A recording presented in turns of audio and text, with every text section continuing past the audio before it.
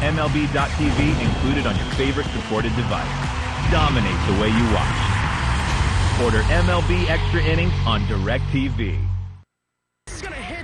Inside the storm, every second counts. Deadline to disaster, tonight on the Weather Channel.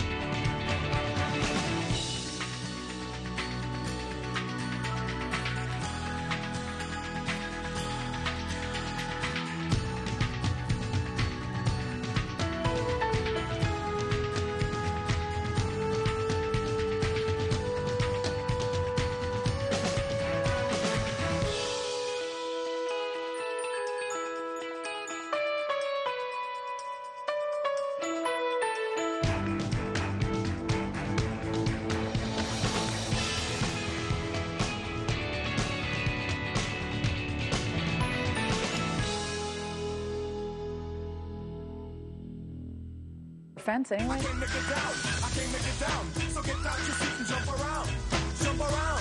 Well, police in Fort Lauderdale jump into action after a kangaroo hops through the streets of Fort Lauderdale. The unusual Floridian, a 2-year-old male called Jack, lived nearby, but the owner could be springing into a whole heap of trouble as exotic animals aren't allowed to live in the city limits.